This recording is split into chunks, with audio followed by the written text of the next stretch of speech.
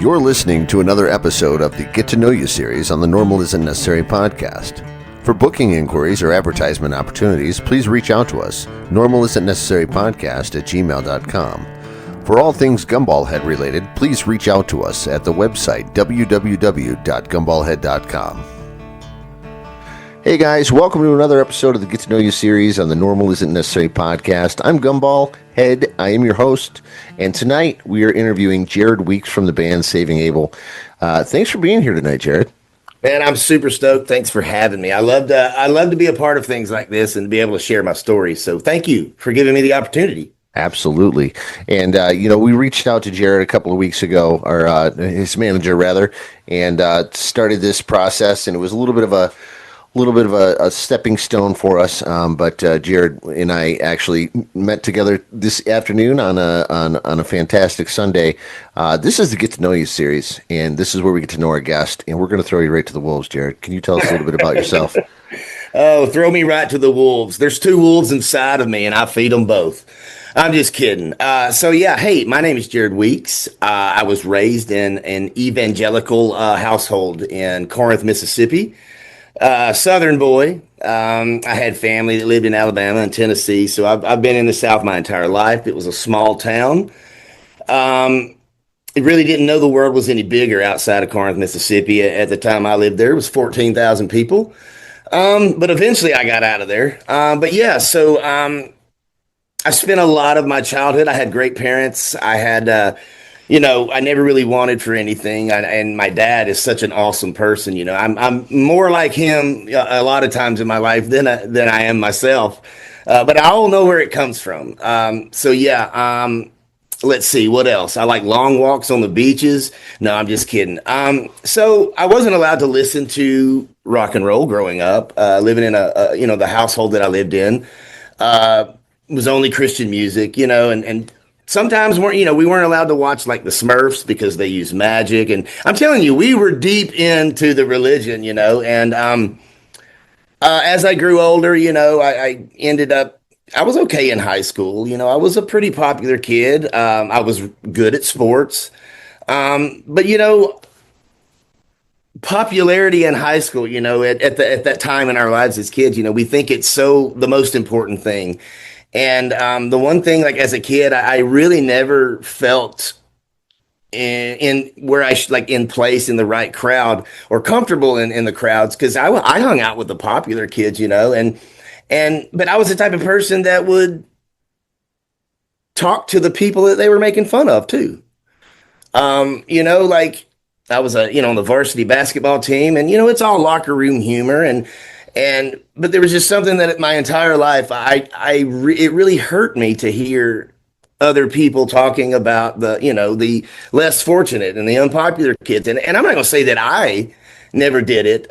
In fact, because you're trying to figure yourself out as a kid, how do you feel about certain things, and you want to fit in and you want to hang with the popular crowd. But I never really felt comfortable being a part of things like that. In fact, I'm 43 years old now, and I remember during COVID, I Facebook messaged a buddy I went to high school with, and I remember some of the times, like he had like a speech impediment, sort of, not a stutter, but I remember being around people that would pick on him and make fun of him, and I'm guilty. I was guilty of it too, and I just remember at the age I am now, like how long I carried the guilt. So I reached out to him and I told him, about my life and the things and the success and all that I had. And I said, he goes, but I really just messaged you because I wanted to apologize, for the way I treated you in high school. And, you really never know the effect that you have on people, because his response to me was like, I don't know what you're talking about, Jared, because you were really one of the only popular people that would ever even talk to me. And, I spent all those years like carrying the guilt of the fact that I felt bad, because I know we've all been guilty of doing things that we're not proud of. But I carried that guilt for so long, because I genuinely love people. And when they hurt, I hurt, and it just made me feel better that, here I am carrying this weight all these years. And for him and his perspective and his experience with me was like I was still kind and I was nice and I was the only one that would even talk to him. And for me, it was eye opening because you never really know, but it helped me to realize that the way we treat people, you never really know like what battles people are facing, and sometimes when we're not aware of how we're acting or behaving and we throw ourselves into the popular crowd and before you know it, we're making fun of those folks and we're bullying folks. And I never felt comfortable in those crowds, but I always wanted to be a part of them. um but anyways, as I started growing older, writing music and forming the band Saving Abel, I mean, I had odd jobs like working at Walmart and Kroger, and during the summers, I worked with a Freemason. One of my best friends, his dad was a Freemason, or not a Freemason, just a regular old Mason. I don't know. He might have been a Freemason. I don't know. They're not supposed to talk about it, I think. But we would, build like advanced auto parts and sporting is good stores and stuff. So, that's how I spent my summers was basically just doing that and riding four wheelers. And, I always had a good group of folks around me. And then I met the guy that I created Saving Abel with and started writing songs. And it was we got very lucky off the first single. We met Skid Mills, we recorded Addicted, and obviously that song was a success. The first single out, not a lot of bands get to be that lucky. The first single, I know Three Doors Down, when they released Kryptonite, they were my heroes, because they were from Mississippi too. Yep. Um, so they were. I worshipped them, and they, realizing the success that they had, is when I thought, if they can do it, that I can do it, But getting to the whole music thing, when I was 7, I couldn't listen to rock and roll growing up. I was very protected from that stuff. So I convinced my mom. Eventually, you remember Columbia House, buy one get 10 free. These CDs, Yep. So I talked her into letting me do that once, and I got to throw in like a couple of Christian CDs. But this was like the point in my life where I was getting into POD, and Oasis was out, and Everclear. Yeah, God, I love the '90s, man. But eventually, she let me throw some of those CDs in there, so I got to start getting a little taste of rock and roll. And then by that point, I kind of slid into blues. Like I started with started with Stevie Ray Vaughan, and I graduated to Kenny Wayne Shepherd. So, anyways, when I was 17 years old, my aunt and uncle took me to the Mid-South Fair in Memphis, Tennessee, and Kenny Wayne Shepherd was playing. Now, I was already a big fan, but to get to see one of his shows, I mean, I was excited as hell, But there was a moment during the concert there that I felt. Not only did I feel it, but I felt as if I saw it. But this aura, this level of energy that just kind of rested above the crowd, because there were thousands of people there. But I'm such a big empath. I didn't know it at the time, but I was feeling the energy of what it's like to have thousands of people and everybody be united and in one place for the same reason and experiencing the situation together. And I don't know, I just felt like I could see it floating above the crowd, and how Kenny Wayne Shepherd controlled our emotions with each note that he played.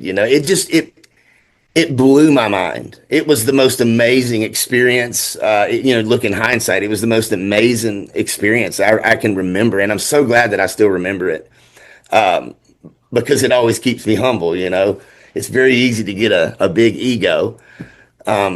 So that moment, was definitely a core memory for me. And I remember saying to myself, like pointing at the energy going, that's what I want to do with my life. That's what I want to do. So, I started learning guitar in high school, and obviously I was playing it at church, and started writing. Then I met Jason, and we started writing tunes. And of course we met Skid at 747 Studios in Memphis, Tennessee. He came in and heard us recording one of our songs acoustically, and Skid said, I want to form a band around the songs that you guys write. So we started writing songs, and, like 18 Days and Drowning and Running From You and Sailed Away. And then, we wrote and recorded Addicted. And I remember the day that Skid played it for us for the very first time. We were all sitting in the studio, and the song plays. But as soon as the song was over, like all the air was sucked out of the room, and everybody's eyes were just as big. Like our eyes were all huge, our jaws were dropped, and we're looking at each other, going, "That's us. That was us." Like we just couldn't believe it. That it had such a big sound. But obviously, when we released the song, it did very well for us. And from our perspective, everybody thinks it's cool. They're doing great. They're out on the road. But like in my experience, it was so scary because it's just a bunch of young, inexperienced, green kids to the industry. And the only example, like I said, I'm 43. I was born in 1982. The only example for me is when you're in a popular rock and roll band, the only example that I remember is the 80s. Yeah, yeah, You know what I'm saying? Like you yep. get famous, this is what you do. You party, you get all of that. And boy, did we ever. Oh my gosh, that's the only example we had, right? So we did it. But as getting more and more into all that, being on the Nickelback tour and Shinedown and Buckcherry and Avenged Sevenfold and just all these heroes of mine that I grew up listening to be a part of it. It was a dream coming true right in front of my eyes. Um, but the more and more that Saving Abel and the band and how we were, I guess, sucked into the industry and the tours and the festival shows, the more and more I didn't realize that I didn't have the tools to survive living like that way forever. Yeah. I remember, of course I have childhood trauma. I mean, we all have childhood trauma, or we all have something that happens in our childhood that our brain literally goes, okay, we're going to deal with anything that has to do with that this way now. For me, I was molested as a kid between the ages of 9 and 11. So, for to be that young as a kid and to think that this is what you do with the people you love. And it was just a really confusing time for me, like I didn't talk about it, I didn't share it with anybody. I didn't start sharing any of that stuff until I was older, looking at the demons that I brought home with me. And so, obviously from the trauma that I had as a kid, there were it was easier for me to, take pills and to drink and to smoke weed and to get the girls and to, distract myself from anything that would get me out of the present moment and feeling and remembering the feelings from, the trauma that I've had in my life. But back to the Nickelback tour, like I realized there, when the show was over and the security would bring us to the merch tables, literally people are pulling and scraping and ripping things off my body. And on multiple occasions, I would just cover my ears with my hands and I would run away, and I hid under stairwells sometimes because being amongst all those people and the grabbing and the pulling and the jerking, like the room just completely started shrinking to me. My anxiety, I literally would have a panic attack, and hell, I didn't know what it was. Overwhelming. Yeah. Honestly, I had no clue. I didn't have the tools to even be where I was at, anyways. Maybe the talent, but not the tools. But from that moment on, I would definitely, take pills before I'd even go out to the merch table. Because when you're high and you're trying to say, "Hey, hello, Cindy, that's my mom's name. I'm so glad you guys made it. It's good to see you guys here today. Oh, that's our new T-shirt." Like when you're high, it's easy to do that stuff for me. Being sober and being unaware of what was actually happening in my brain and running away screaming, I had no idea what that was. So it was so easy for me to escape that feeling with drugs. And and as you go along, and the more popular that you get, it got to a point where anything I wanted at any time was given to me. And and that means, drugs and girls. I mean, drugs included mostly. Yeah. Um, because we were, they wore us out. You know what I'm saying? Like we did 268 shows in 1 year, and all the days off were spent in the Walmart parking lot.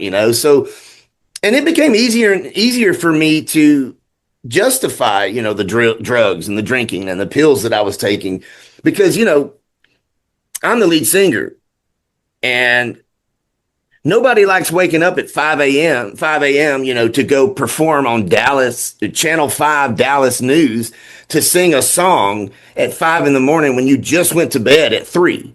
Yeah. Because the guitar players can just put on their glasses and not talk and play the guitar. I'm the one that has to walk in and, man, hey, this is Jared Weeks, Saving Abel. Thank you for tuning in today. Hey, it's good to see you guys, man. I'm excited to sing. Nobody's excited to sing at 5 in the morning other than the birds. You know what I'm saying? Yep. So, I would end up taking Roxycontin and Oxycontin, and I would walk in like the hills were alive with the sound of music, and I was so good at it.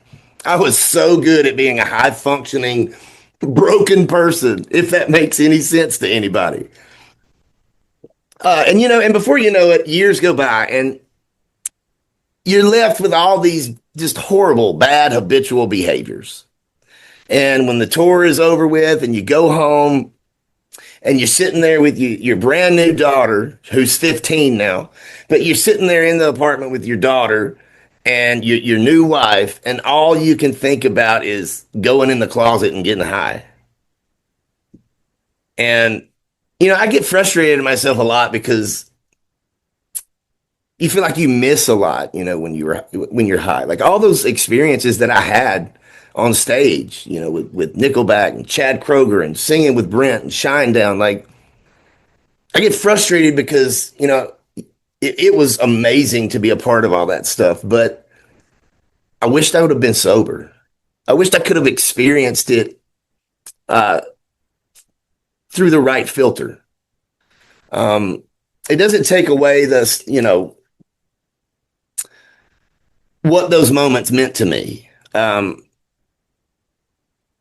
It's just, I don't know, you just can't help but feel like you're missing out on something, or you miss an opportunity, or I don't know. I wasn't ready to be a part of the present moment for many, many years. I brought all my bad habits home, and, there was a point where on the way up the famous music industry ladder, you got money, you got anything you want. And I don't know, you just think it's going to be that way forever. It's like you're standing in the Titanic, like Leonardo DiCaprio, and you're like, it's going to be this way forever. It's the greatest time of my life. And then when tour's over and you start bringing your bad habits home and you start forgetting that you have no idea who you are and that you've just been living every day just drunk or high or not present or hiding or trying to escape the reality that you've been running from since you were a little kid. And that was a lot for me to swallow, because it's not easy to really kill your ego. And I didn't know how to get better. I just knew that I was hurting the people around me. I knew that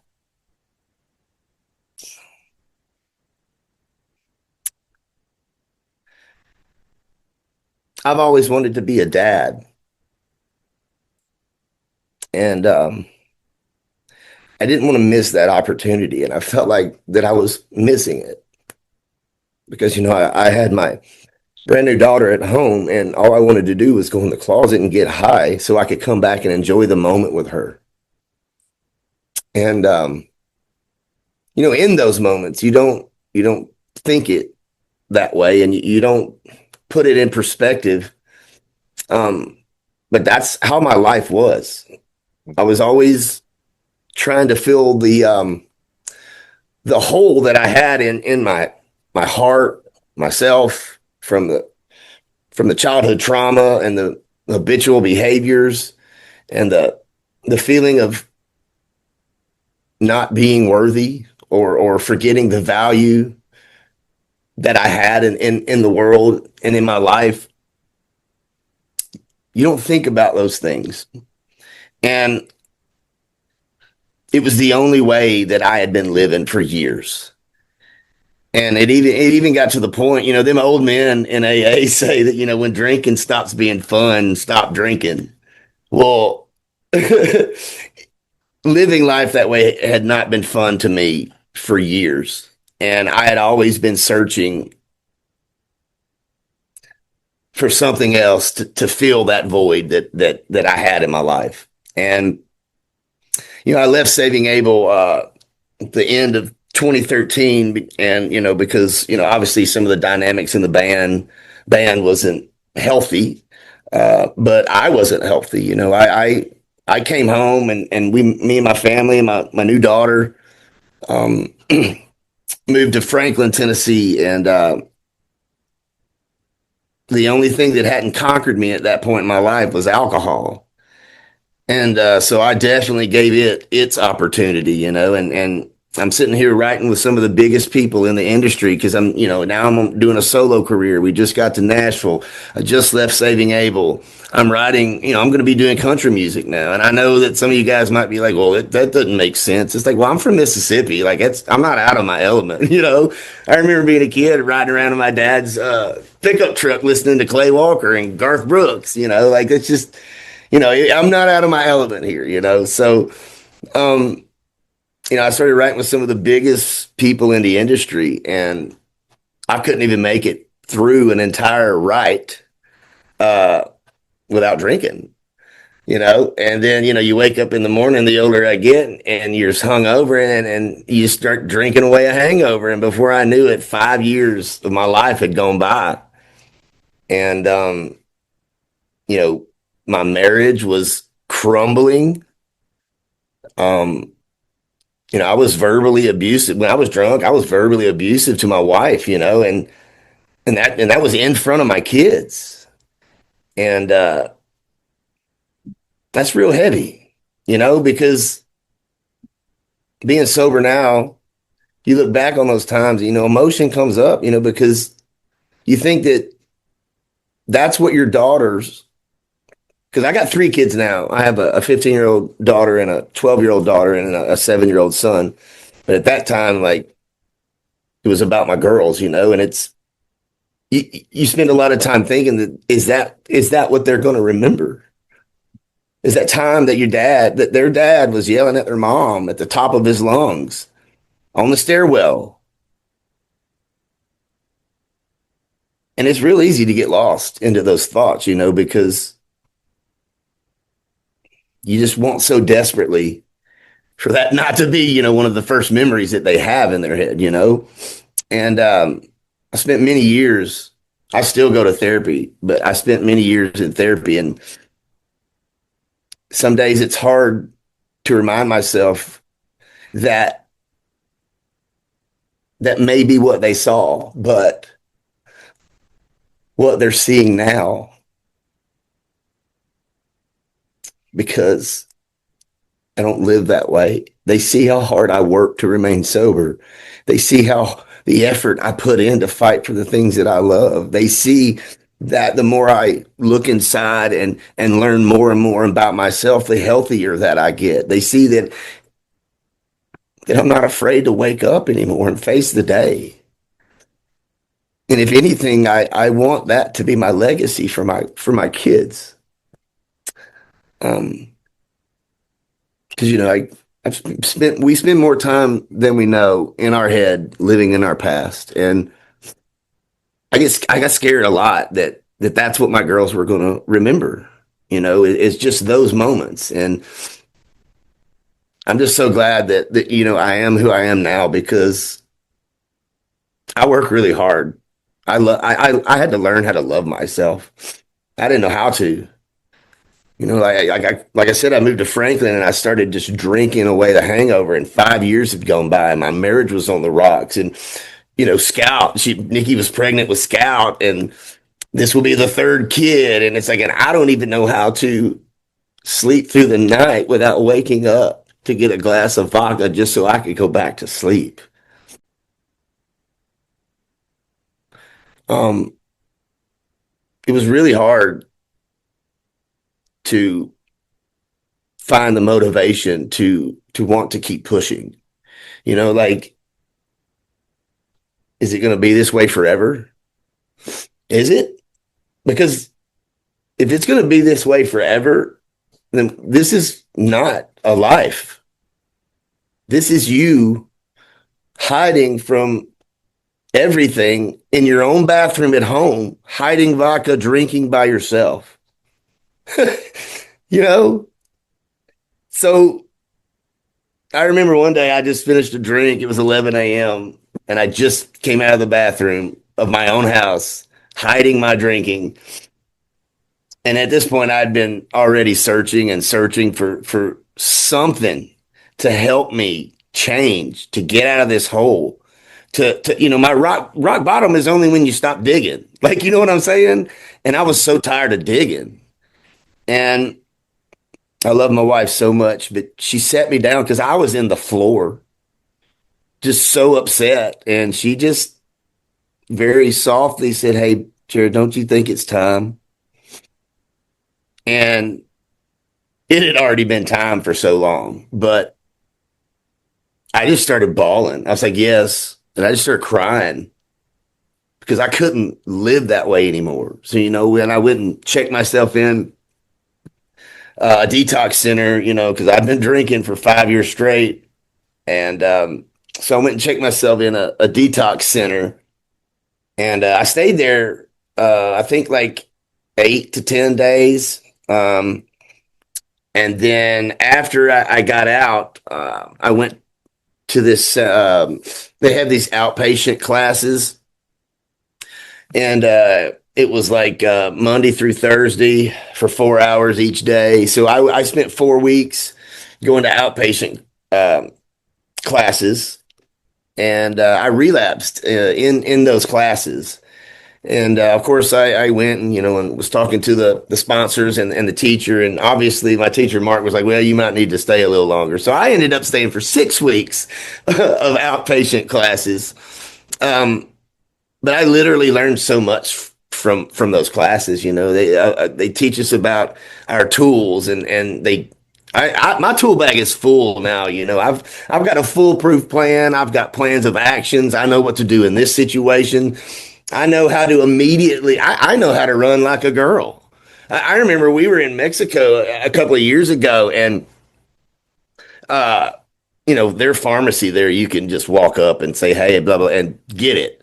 And so I was at the pharmacy and I was looking to get some Advil or whatever. And I asked the guy, where do you keep the ibuprofen or whatever? And he's like, do you want some pain pills? Was his response to me. And I imagine it's just because a lot of Americans go over there, so that's just what they're assuming. You know what I'm saying? The guy knew nothing about my history, but when he asked me that, I had my son with me. My son was like 5 at the time. He asked me that, and I was alone. My 5-year-old, he ain't gonna know what I'm doing. I could have literally gotten anything I wanted, and nobody would have none the wiser. But it's in situations like that when I start feeling the anxiety. I knew. And I turned around, I grabbed him, and I literally took off running. I ran so fast that I went to push the door to get out, and it wasn't a push door. It was a pull door. So, like, I hit the door and had to stop and then open the door. And then I just immediately went running back to my wife and my family and telling them what had happened. And I just never felt more safe. Because I'm really grateful that I have people like that in my life. Took me a very long time to realize that it doesn't matter. You can't change the people around you, but you literally can change the people around you. And anyway, so as I doing the outpatients and all that, that's when I started my sober journey. And the first year is really hard and it really sucked. 90 meetings in 90 days, which I think I did like 90 meetings in 120 days. which so it's not technically 90 and 90, but I did get the 90 meetings done.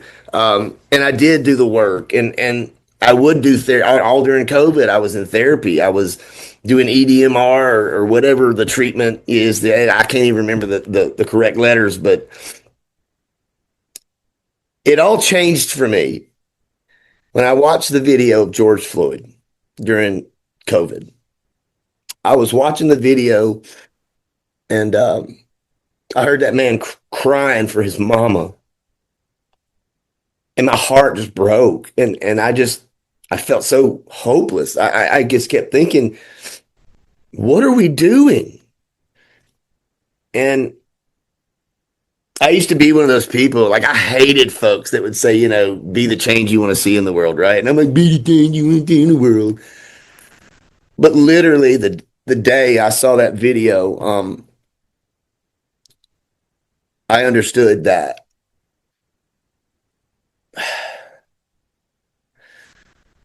you can't change until the pain of staying where you are is greater than just changing. And the only way to do that is to change from the inside out, not to try to change the situations and the reality of that are outside of yourself, not to try to control the things you can't control. And we had just moved in and bought our house, and then the very next day was stay-at-home orders, and it's pretty dangerous for an alcoholic addict to be isolated, right? Well, luckily for me, like COVID was really good to me. I spent a lot of the time, on therapy. I spent a lot of the time focusing on and doing the shadow work on the things inside myself, the things that I was guilty of, afraid of, ashamed of. I sat down with those things, and I healed with those things. And the more that I healed with them, that's when I first remembered what it was like to feel peace again. I remembered that sitting down with those things and healing with those things, that hole that I had been trying to fill with all of the things in this world that are outside of myself started being filled with like joy and peace and exciting, looking forward to the next day that's coming. And the more and more that I started getting into that and finding, the harder I work and then discovering the reward that comes out of the work is the more and more I figured out how to start loving myself better. And then once I started loving myself better, that included things like placing boundaries around yourself and where to put the boundaries, how to protect your peace. And then once you start putting those boundaries and the more and more work you put into it, the more and more I love who I am now. The more and more I'm glad that going through all of those things and being at my rock bottom and the childhood trauma and I found out when I was at the detox center that I was class A bipolar, ADHD. Like I had all these things wrong with me, and I'd been self-medicating them my entire life because I had no clue, what was happening. And then it took me many, many years and then many, many antidepressants to figure out, whatever the cocktail they have me on now. But like, I don't know, life just started getting better. I wanted to be more a part of life. I started loving myself and the place and the boundaries, and then I started rediscovering the passion I had of being a musician when I was 17 years old. You know what I'm saying? Like I rediscovered why Kenny Wayne, why he put me on this trajectory, inspired me and motivated me enough to believe in what he was doing, that it is possible that I could do it. And, and the more and more I started doing all that, I pay attention, started studying the law of attraction. And I don't know. I mean, I just got to the point where the more and more I dove into myself and the more and more work that I did to become a better person, the more and more I liked doing it, if that makes sense. it's like, well, heck, man, I'm over that. And like the more and more it's a lot of people aren't aware, but like when it's hard to talk about being molested as a kid. It really is. But I've learned that the more and more that I do talk about it, and that I do share my story, and so that people don't feel like they're alone, because there's people out here that, and I'm not even saying my trauma is worse than yours, but it's still hard to talk about those vulnerable moments in your life. And I find that the more and more that I talk about those things, that the less and less power that they have over me. And I kind of use them because I want to inspire and I want to motivate, and I want people to feel better about themselves after talking to me. I, I see it every night at my shows, the looks on people's faces who have forgotten their value and their worth in life. Um, the people, because it's real easy to get stuck on that black couch of depression, repeating yourself over and over, saying, of course life's this way. Of course it sucks. But the thing about it is, it's like your brain is wired and programmed that if all you're looking for is flat tires, your brain is going to find them for you. And that puts us in such a negative, vicious cycle. And getting lost in that cycle is where we forget that we do deserve a happy life, where we forget our worth and we forget our value and how brilliantly strong and bright beings that we are, and how much good and powerful we are when we place the good things into the world. It's so easy to get caught up into that. And I see it every night. And yes, I love being a musician. Yes, I love the songs and writing songs and the songs that we've written. I love that they've become successful. I love that I have a platform to stand on. But I love even more that I had the courage, to look inside myself and figure out how to love myself. I'm so glad that I was brave enough to be vulnerable enough to become as strong as I am. I hate the stigma, especially for male adults, but I hate the stigma that we're not supposed to talk about therapy. We're not supposed to be vulnerable. We're not supposed to be weak. It makes us weak. But I see life as vulnerability is what we connect to. Vulnerability and human connection is what we connect to. I'm on stage and it's hard, but it takes courage to be vulnerable. But I do it every single night because people need to see it.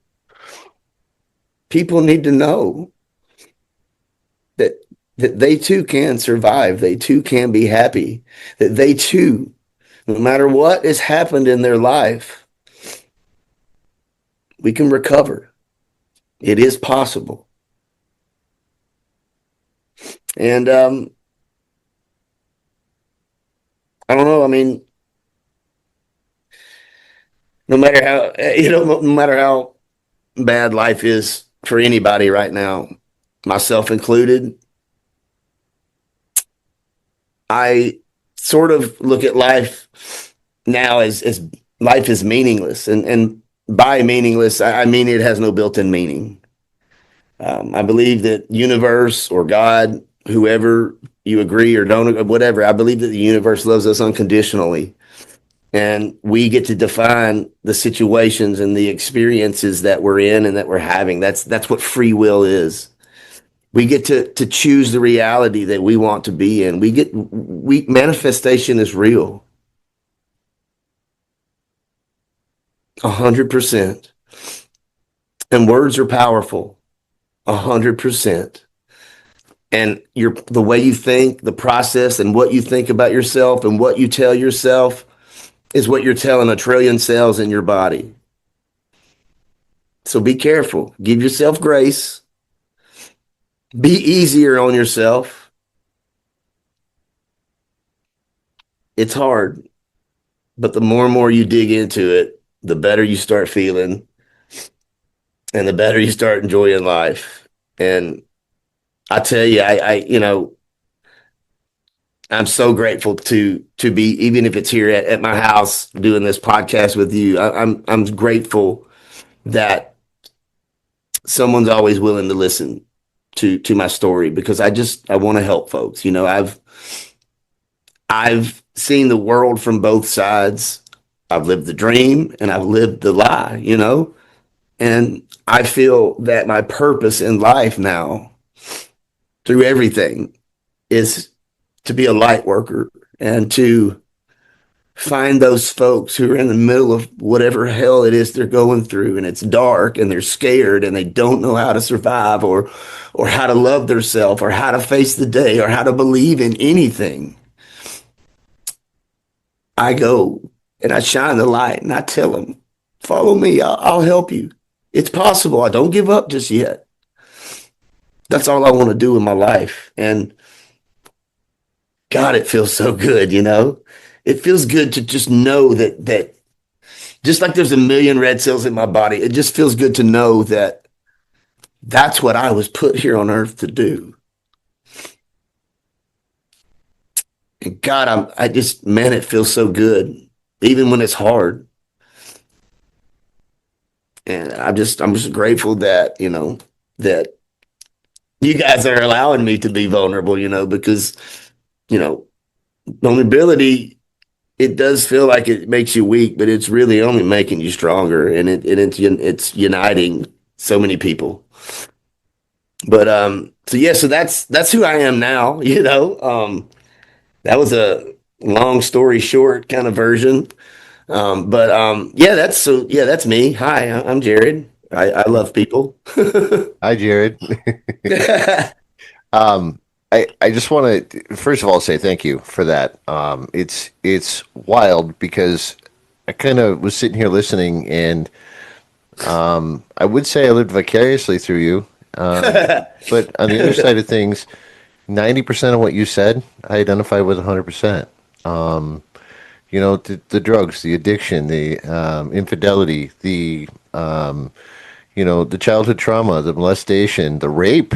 Oh, I've been through a lot of those things myself, and the wildest thing about that is you and I were chatting a little bit before we started the podcast, and I had mentioned to you that I could fanboy everything that I do when it comes to speaking to famous people, but when we talk about these types of things, and the story that you just told us really normalizes you and I as men and vulnerability.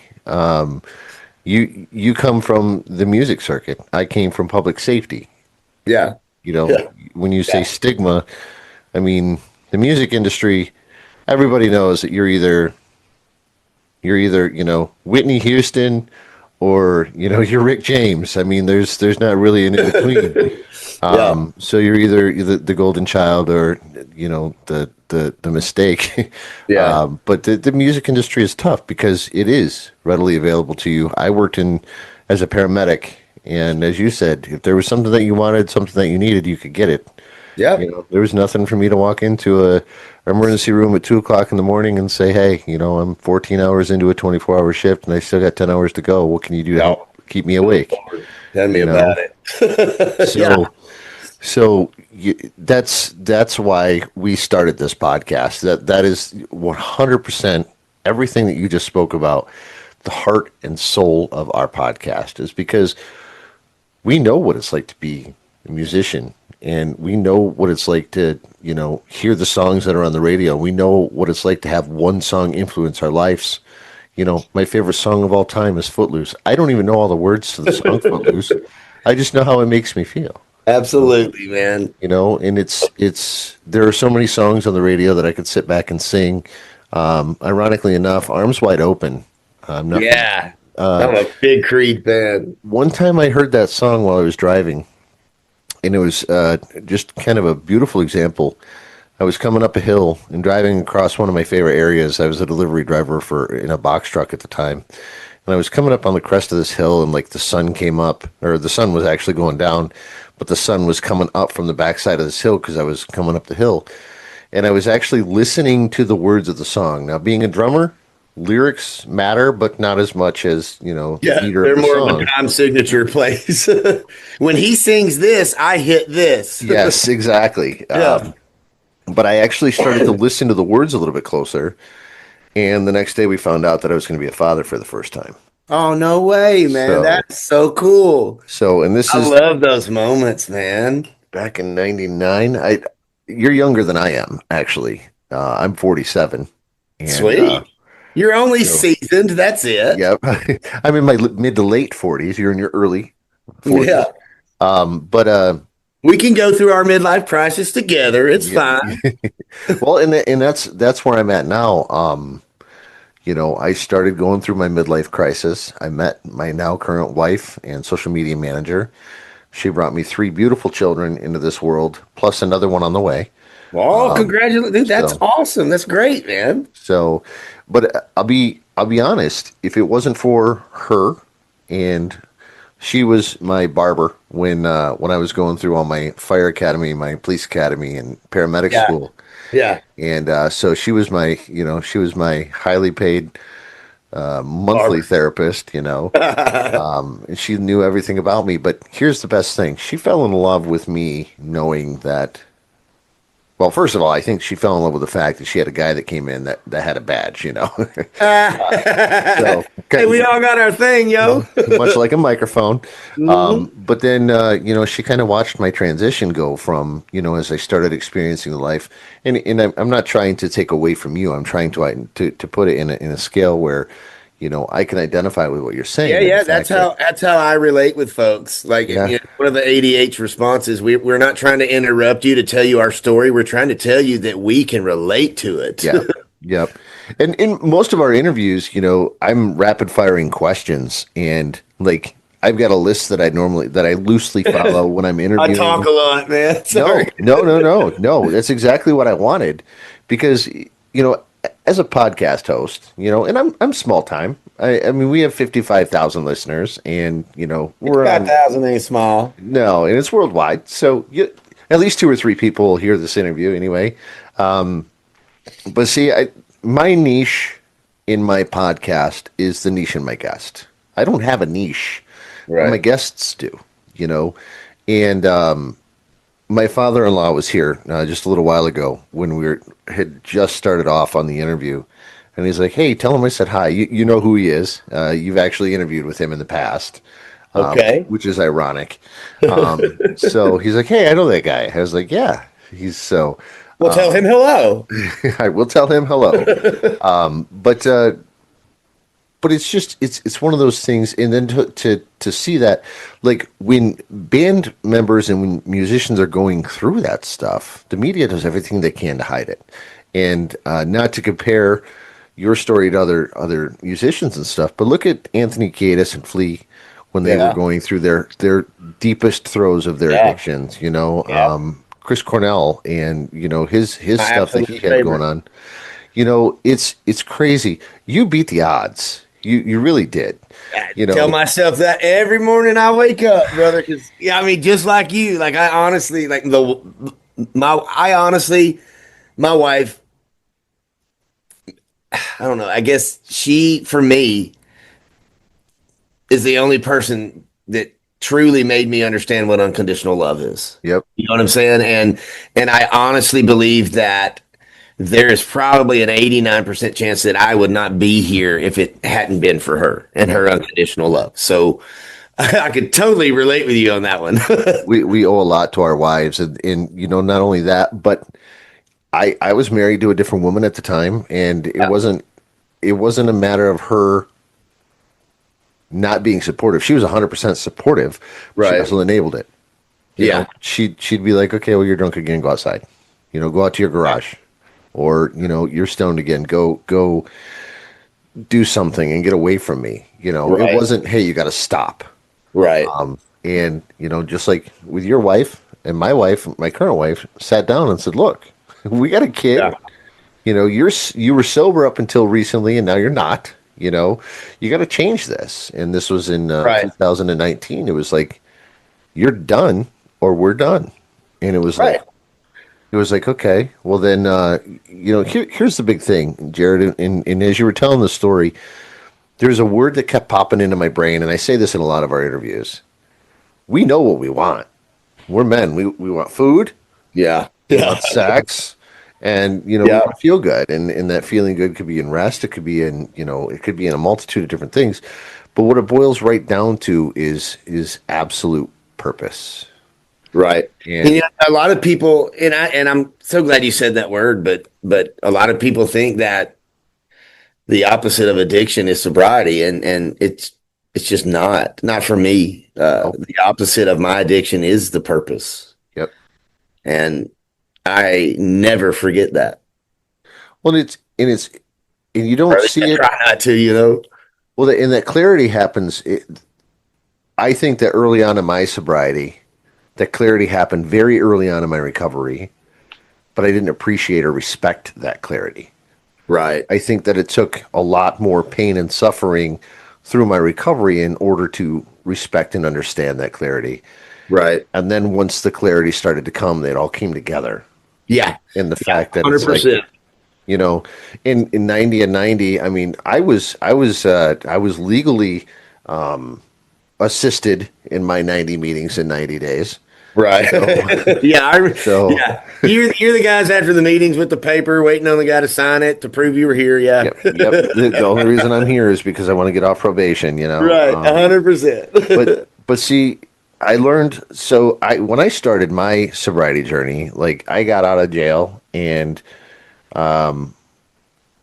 I called my wife and said, "Hey, I'm on my way home." She was like, "Oh, whoa, where are you at?" And I was like, "I spent the night in jail." And she's like, "What?" She thought I was working, but my car was in the driveway, so she didn't know what was going on. So she figured, well, maybe he had a problem with his car. Someone came and picked him up. Yada yada yada. Gotcha. Spent the night in jail. She came and picked me up. I was wearing shorts. I didn't have any underwear on. I had a hoodie and I had one croc, one sandal on my foot, and that was it. And it was in February in Michigan. So, you know, Like just hearing you describe that brings a feeling to me, and I'm like, oh yeah, I yep, remember. It's yep, like, yeah, that sounds about right. Checks yep. out. So, Wait, how many Crocs? One? I Okay, only yeah, had one. totally. Yeah. Checks out. Checks out. The other one we actually found on our way back home at the site of where I had gotten pulled over. Oh my And God. we pulled over and I grabbed my other Croc, and I still have those Crocs to this day. This was in That 2017. is So, sort of funny, man. Not to lie. It's like, so man, I lost my Croc. Oh, there it is. yep. Hey, look, a Croc. Yeah, that's Hey. somebody's Croc. So, the hardest thing about that is, and your kids are a little bit younger. Actually, you said your daughter's 15. Uh-huh. Okay, so could you imagine? And I'm just going to put you in my shoes for a moment and ask you this: could you imagine your 15-year-old daughter calling the police and saying, "You need to pull my dad over. He's driving drunk"?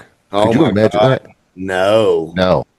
My 16-year-old son was the one that called the police on me Oh wow. and said, "My dad's drunk. He's in his car. He's leaving our house. You need to come get him." And I mean, but dude, honestly, like, good for him. Like, uh, you know what I'm saying? Like, wow. that was the most punk rock thing he could have ever done. That was, I mean, if anything, like Jesus, man, he loves you. You know what I'm saying? yeah, Like that dude loves you, bro. yep. And That's awesome in a really awkward way. well, and a lot of people are like, "Oh man, I bet you were super pissed at him for that." No, and Yeah, since that wow. day, I've told him, of all the things you ever, and he's made me a grandfather. He graduated with honors. He's gone through a lot of things in his life. He's overcome a lot of adversity.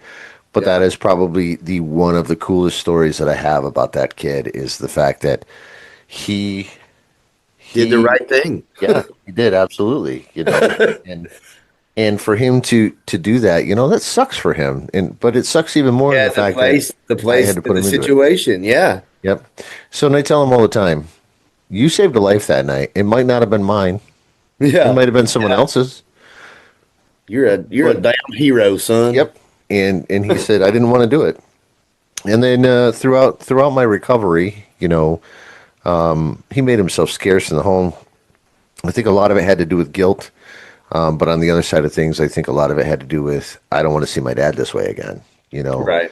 And with you Right. talking about how when your daughter was little and young and doing some of those, hiding in the closet. Man, I wrote a blog this morning about I pulled into a McDonald's drive-through last night to get a Coke. And as I'm sitting there waiting behind this line of cars, I'm looking at the McDonald's window and I'm just thinking to myself, you know how many times I've sat in these drive-throughs and I just slammed a fifth of Belvedere, just Yeah, sitting here waiting. 100%. Because it's Yeah. like I stop at the liquor store, I'm going to Yep. stop at McDonald's to get some food. I'm going to go home. I'm going to eat. I'm going to drink. Sitting there waiting, waiting, waiting, waiting, and then I just chug a bottle of booze, Yep. And the coolest thing about that is I didn't do that last night. I got my Yeah, Coke and I man. left. You know, Ain't that cool though to be a part of the for me, it's one of those full circle moments for me, like like even when I came back to Saving Abel, just the atmosphere like that I was placing myself back in. And I spoke earlier about like I wished I'd have had more sober moments to experience what was happening in my life, and that is one of the first things that I recognized when I came back and we started touring again. Uh, was some of the places we were playing and that I had been previously in the same places. The last time I was here, I was drunk hanging from the ceiling, but here I am now, or experiencing it sober. And just being in those moments for me is kind of like my own words of affirmation or my own little pat on the back to say, hey, you keep doing what you're doing, man. I'm proud of you. I'd have to I talk to myself a lot, but, but yeah, I can totally relate. Like, imagine you remembering how you just sit there and kill a whole thing of Belvedere. And now you're like, well, yeah, but look at me now. I just think that's awesome. Those are sweet moments for me. yeah. Well, and I can only imagine. We spoke a few weeks ago to a fella. He's a traveling recording artist. He's played with Black Oak, Arkansas. He played with Hawkwind. Cool. He played with Lemmy Kilmister. He's a Lemmy. bass player, and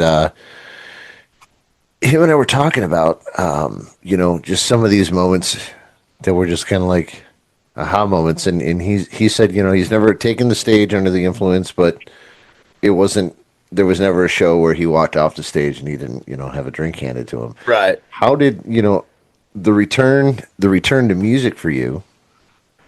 Or return to Saving Abel rather, Right. because you Yeah. because you were a solo recording artist for a little while. Yeah, started the band. I left in 2013, and there were probably 7 years, 7 to 8, I can't remember. But yeah, I conquered alcoholism, and no, meaning alcoholism conquered me. But you know what I'm saying? Like, I You came became a here. pro.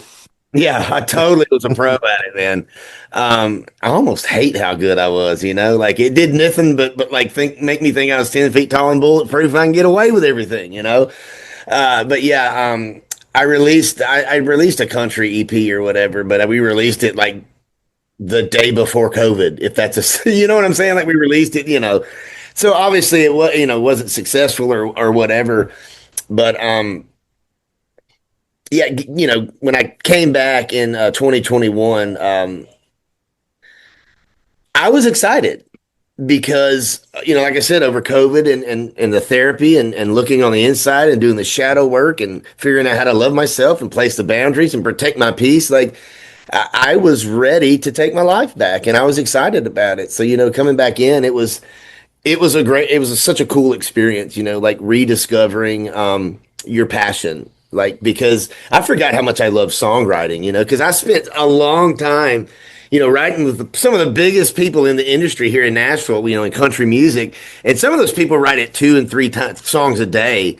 But for me, like, sitting there just drinking vodka, trying to write a song, like for me, now I'm not saying it's like this for everybody, but for me, like, I lost my passion in writing because I felt like I was writing the same song over and over and over.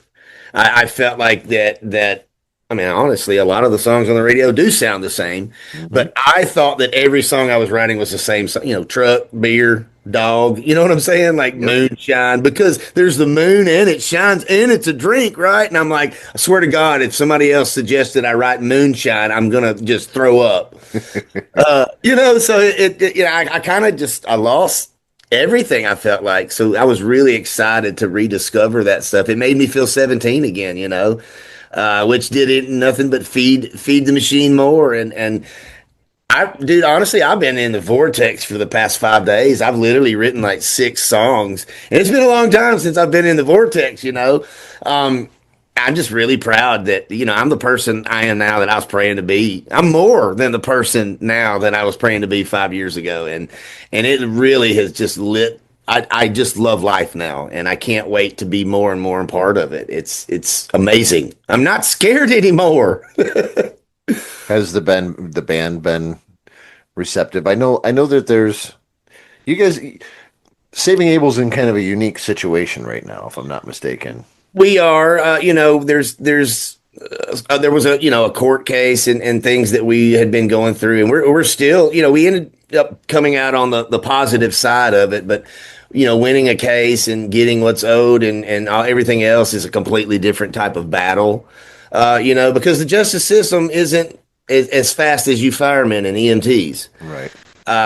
So you spend a lot of time in waiting, and you spend a lot of time just living in the land of uncertainty and I don't know. And it has honestly been I could easily say that this has been one of the worst experiences in my life, but just like COVID and George Floyd, and when I stopped looking outside of myself and started working on the inside through every single day and every single smear campaign and everything that has happened from over the past couple of years about what's been going on, I literally wouldn't change a thing because of how well that I suffered and I learned and I grew, and it has shaped me into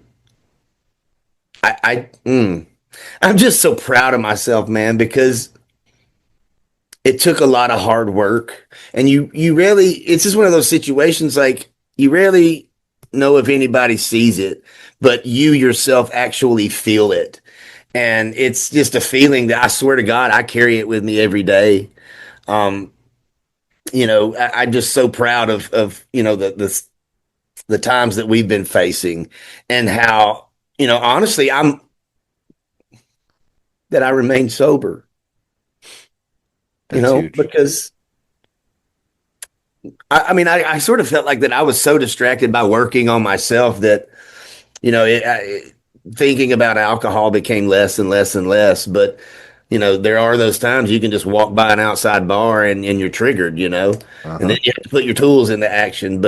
And believe me, I was triggered so much over the past few years, man, but I've developed and learned a way to be okay with suffering well, Yeah. with growing, with learning, with becoming stronger, with having more mental capacity, so you can prepare yourself for the responsibilities that, the dreams that I have in my head, so you can manage them. Yep. I don't think the universe gives us what we want until we're ready to receive it, because it could be detrimental to ourselves, and I try to raise my vibration and keep it at a frequency of love and authenticity. And man, even if it's been so long, and I told my therapist this the other day, like, it's been a very long time, and I have to say these words and notice this stuff and proclaim them out loud, because for me, it's the words of affirmation that my sobriety needs.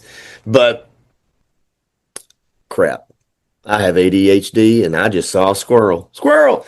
Well, but it's like I'm proud that I remained sober, because I had every reason, and I was triggered so many times that I maintained my sobriety. And sometimes I didn't want to. That's just me being honest. You know what I'm saying? Like, Yeah. I mean, I know I would like to go drink right now. Like, you know what I'm saying? But Yeah. I know that it no longer has that power or that hold over me.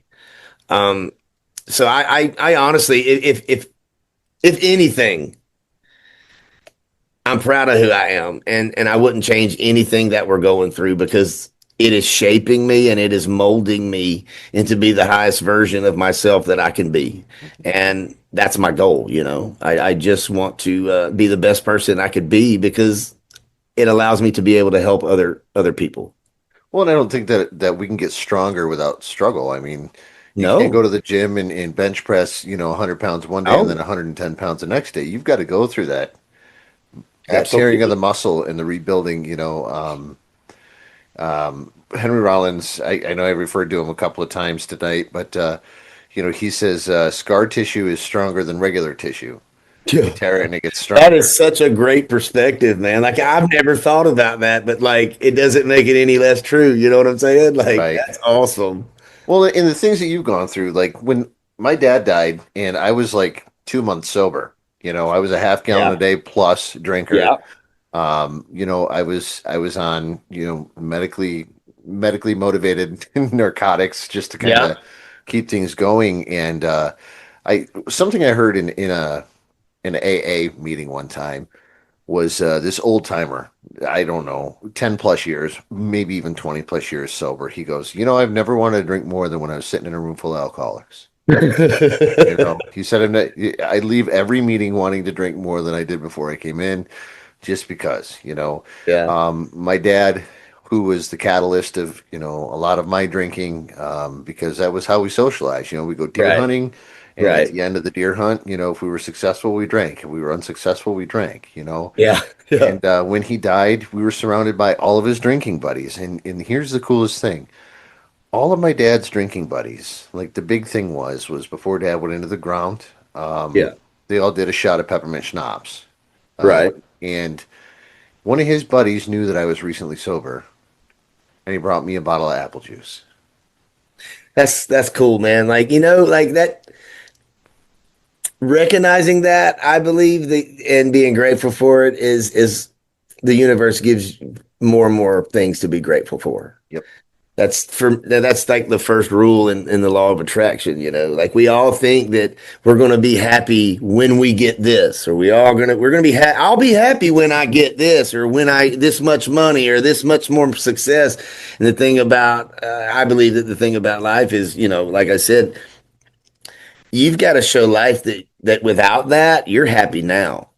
And then that's when life starts and being grateful. And that's when life starts giving you more and more things to be happy and grateful for. Because once you start working on the inside and we're always searching for happiness elsewhere. Yep. But if we can be happy here in ourselves alone with ours, I used to be so scared. That was one of my biggest fears, is that I was going to end up alone by myself. I was scared of it. And that's simply because I didn't know who I was and I didn't know how to love myself. Yep. And it is no longer one of my biggest fears. And I'm not, me and my wife, we just November the 20th celebrated 15 years of marriage. We have worked so hard and we love each other. But I'm just saying, she could get up and leave me tomorrow and take the kids, and it would be a horrible, I would be broken. But I know that I'll be all right, Yep. because I know who I am without them. I know who I am without Saving Abel. Mhm. I know who I am, like all these people, these yes people, and the people that we surround ourselves. And if all of them were to go away, could you sit alone in a room by yourself and be happy and be at peace? Because it's scary inside that mind, in your mind, when you're by yourself. And that's one of the things I'm proud of. As much of the work that I've done is like I can sit in a room by myself and I can hum songs and I can write songs and I paint drum heads. I do arts and crafts. Dude, I'm just finding so much more about myself that I love since I've been sober. And to me, it's like a journey every day that I look forward to experiencing. I mean, I'm not gonna lie. Some days are worse and some days are better than others, but every single day is something that I look forward to. That's awesome. Yeah, it's wild you say that. This podcast actually started off with me painting trinkets on TikTok and bitching about my recovery and That's awesome. and Yeah, you here see we what are now. chasing your bliss does, though? I mean, Yeah. when it comes to manifestation, you chase your bliss like you're the most authentic you're ever going to be. Yeah. And man, I love being authentic. I love meeting authentic and genuine people.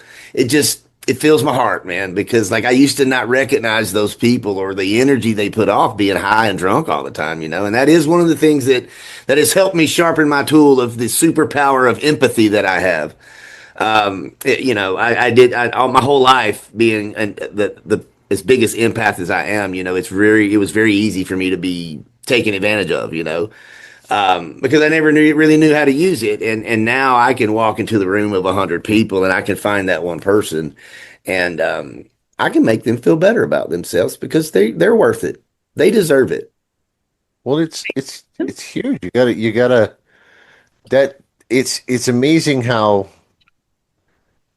we don't realize who we are, the type of people we are, until we face a situation where we have to learn who we are, and we don't know who we are until we become our authentic selves. And sometimes we surprise ourselves. Sometimes we just kind of like, oh no, shit, I can do that. Yeah, dude. An example for me is public speaking. Yeah, You know what I'm saying? Like, I have never done it in my life ever. And last year, I got invited to come and speak at one of these programs that we had here in Nashville, for musicians and being sober and things like that. And I was supposed to fill like a 30-minute time period, and I was like, I'm going to do this because when you walk through opportunities, the door of opportunities is exciting. It's You never really know what's going to come from it. And so I was vulnerable, and I got out there and I started talking, and I was worried about but before I knew it, I'd gone longer than 30 minutes, and the crowd was engaging, I really enjoyed it. yeah, I just didn't know that I could do it, and so I went and experienced it, and it felt good, And I'm like, oh, cool! I experienced something new that I enjoyed. Well, how else are you supposed to do it other than to do it? yep. Well, and then you find yourself doing those one-offs too, where it's like, I know you grew up fishing, but it's like, all right, cool. Well, going to the creek is one thing, but man, the first time you go out on big water, Yeah. it's like, all right, cool. And then, you catch that first big fish and you're either First addicted time you or, get in the bass boat out on the lake, and you're like, whoa, yeah, I remember that. I yep. remember that. So, man, just to sit here and listen to you talk and stuff, man, there's so many things that motivate me on a day-to-day basis. And, hearing that, I mean, we are one in recovery, friend. I mean, Yeah. you're my I brother, live and my life off the I am you, you are me theory, man. Like, I don't see myself as the guy on stage everybody paid to come see. I, whoo-wee. I need to go therapy. Did I take my medicine today? It's emotional in here. I see myself as the fan in the crowd looking up. And a lot of times it's very easy because they've got this whole idea of who we really are built up on our head. Oh, well, they're famous and they've got money and they're happy and da da da da da da da. Well, the truth of the matter is there's no difference between you or I. right. I used to work at Walmart just like you work at Walmart now. We Yep. are the same.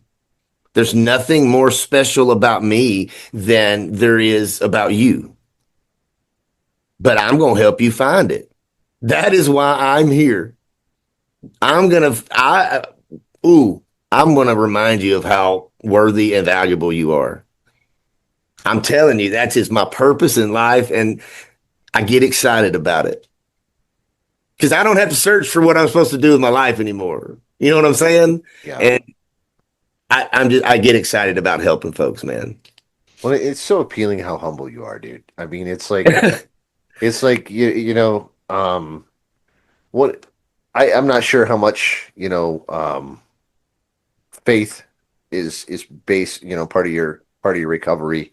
I started off in AA. I didn't believe in God at the time, so I followed the Buddhist path.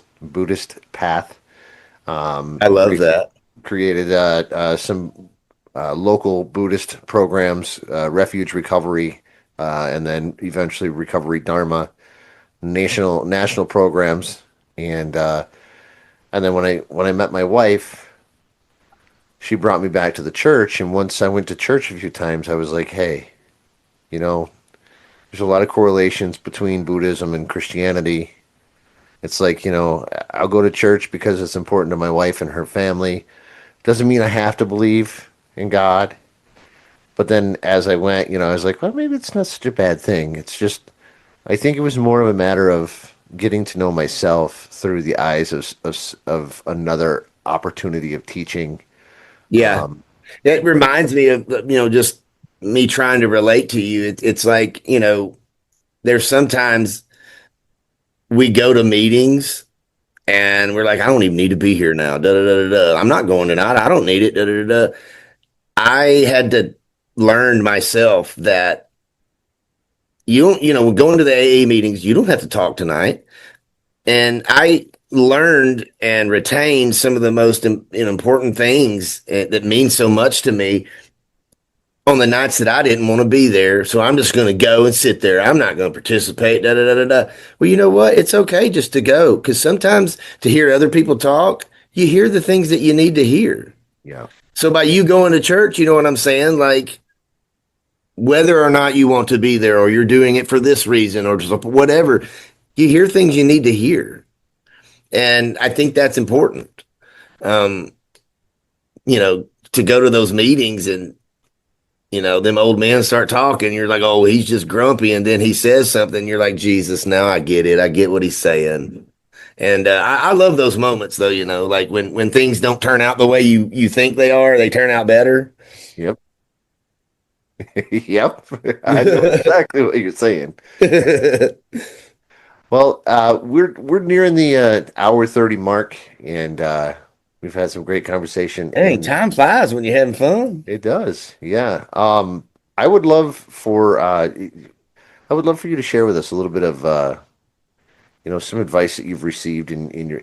I mean, we could have sat here and talked about Saving Abel the entire night, but I'm really proud of you for talking about your I love recovery. knowing who I am without them. You So, know what I'm saying? Like, I love those guys, and I love, like, the band that I have now. Everybody wants to be here, and we all want to help folks. And I don't know. I'm trying to tell my story. Like, I know I wouldn't be who I am without Saving Abel, but to me, like, sometimes it's just less important than what I have to say and share with people that need to hear it. well, and sometimes people don't realize they need to hear that. Absolutely. Have you are you a Marvel fan? Do you like Marvel movies at all, or? I enjoy comics. Okay. I know that there's a big DC Marvel thing. My dad was a big comic book collector, and I got to see his comic, but he still has some of them, and but. To me, it's not about Marvel or DC. Like, I'm the biggest fan of just the animation in itself, like, as an artist.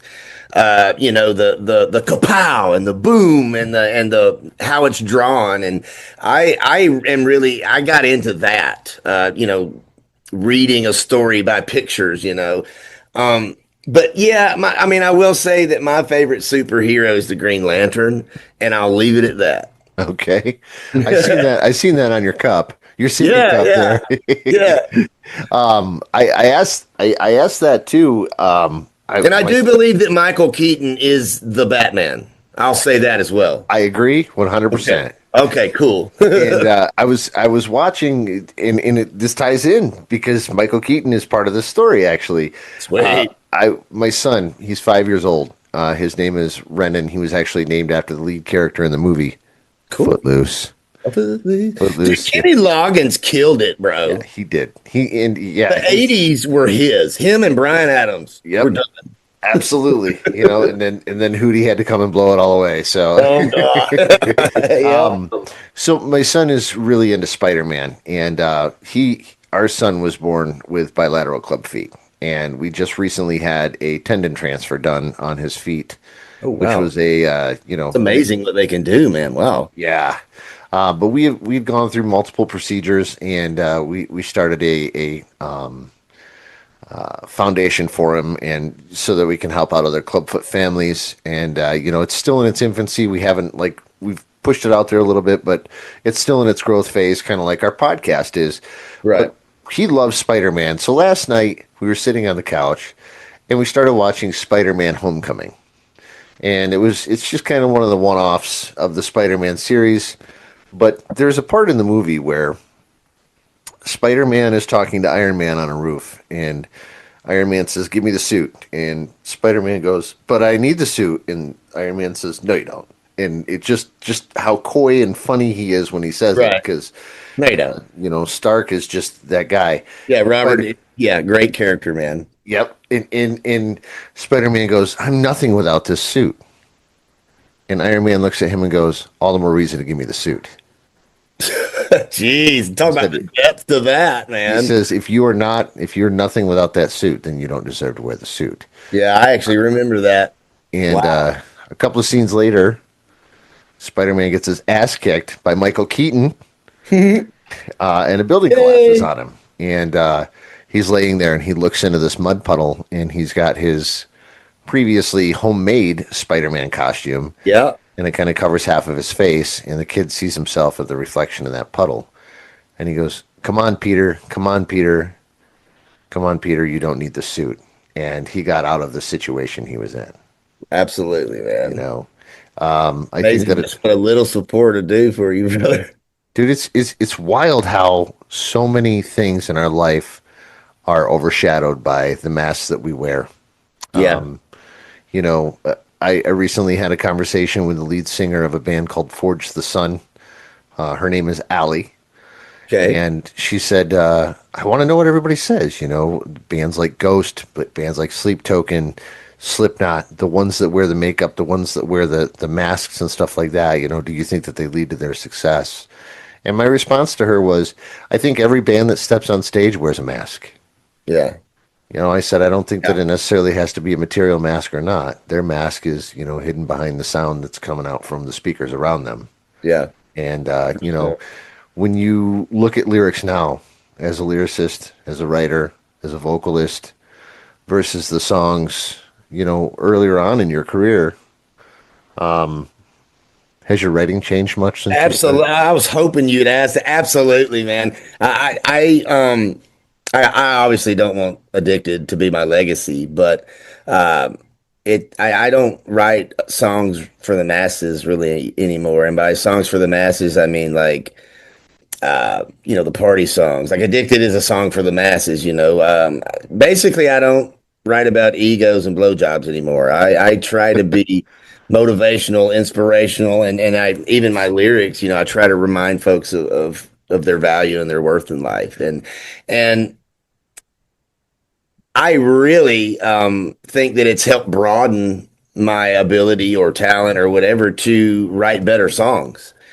And I don't know. Like I said, like I've been in the vortex lately. Like I've written literally 5 songs in my head. I mean, obviously I got the lyrics and stuff. Um, and and none of it really, you know, like it's just not for the masses. It's for me. A lot of it is for me. It's therapeutic for me. It's motivational for me. And you know, like you don't have to like it or whatever, but I don't know. I just really think that the music and the lyrics have way more substance and value to me now than back when, you know, I'm not in love, but the sex is good and you know, I'm so addicted to and things like that. Um, I mean, I'll always sing the songs and love them and appreciate and be grateful for them, but you know, I'd rather write about more of who I am lyrically because you know, like I said, I know my purpose now, and I just think that the universe provides, you know, the lyrics for me of the things that I'm trying to describe.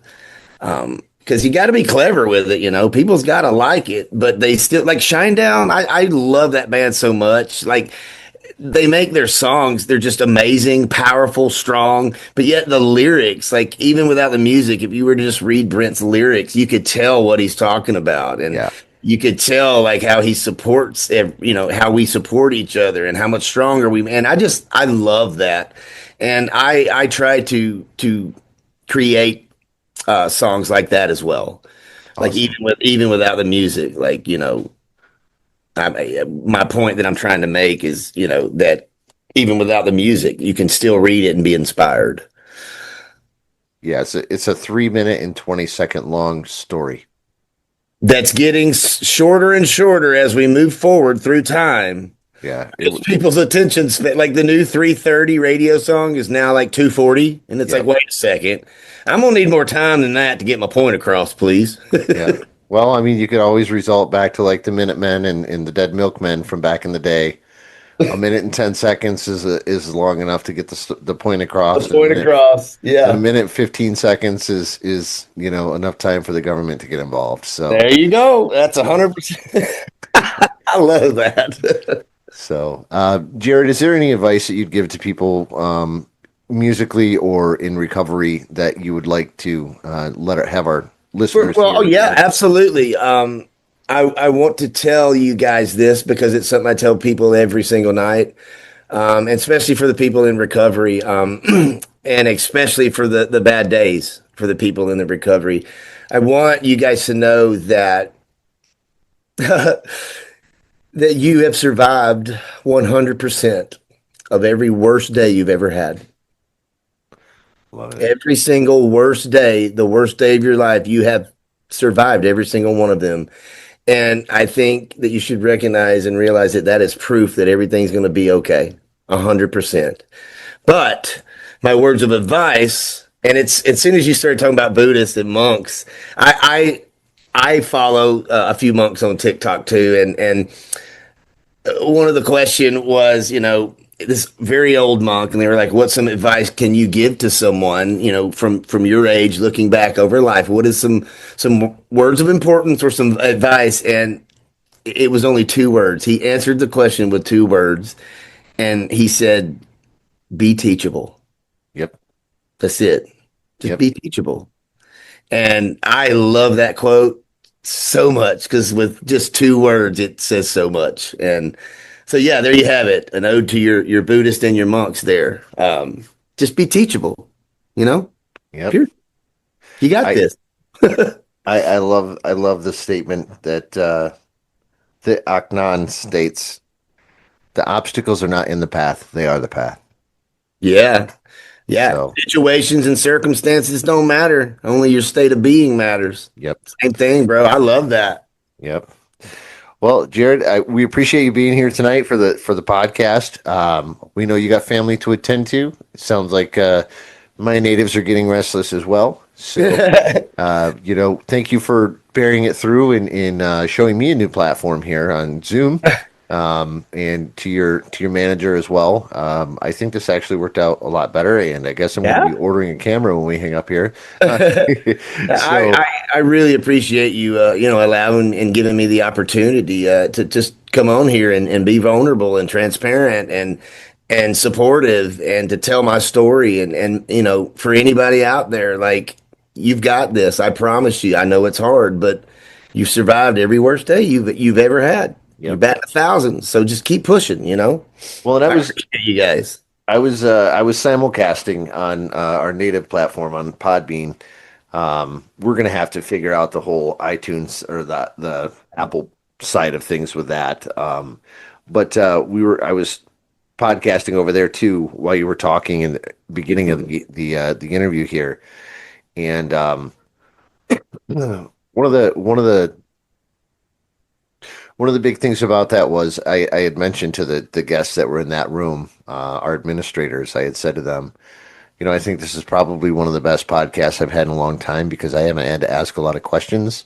And it's that again, that's big because Yeah, it's happening organically, like sometimes it takes 14 hours to write a song, and sometimes the song just writes itself and you can go to eat lunch. I yeah, like it when that happens, yeah, yeah. Well, and I think too that in a situation, I'm sure if you go to a meeting, in a recovery meeting or something like that, people swarm you because of your fame, and they don't see you as an equal to them. Maybe not so much at the meetings that you attend, or I don't know, but Yeah, I have made lifelong friends from meetings, and I have had people that have that have done what you're saying, but it's all out of love, like we're all there for the same reason, and I'm okay with hey, are you that guy? I bet you did it. Like I'm fine with that. As long as it doesn't take away from why we're all there, I'm totally acceptable yeah, with that. But yeah, it happens, and that's okay. It gives me another opportunity to just to show people that I am who I say I am. I'm yep, authentic. And that's fine with me. I don't look at things as problems anymore. I just look at them as opportunities. Well, we appreciate your vulnerability and your time tonight. Look forward to talking to you again. Sweet, man. Thanks for having me. Yeah, likewise. And to all those people that are listening now, post production, of course, Jared Weeks, the band Saving Abel, amazing human being. We're so glad and thankful to get to know him tonight. Look forward to getting to know him more, hearing some new music coming out here. It sounds like Absolutely. productive weekend. We part ways with everyone here by, of course, thanking our guest and saying this: stay strong, stay focused, stay sober, stay safe out there, everyone. Much love to everybody. Thanks again, Jared, for being here. Appreciate you guys. You've just listened to another episode of the Get to Know You series on the Normal Isn't Necessary podcast. We want to thank Jared Weeks from Saving Abel, as well as his entire team, for the collaboration in this project. We look forward to talking to you again soon. And all those out there, stay strong, stay focused, stay sober. Much love. We'll see you all soon.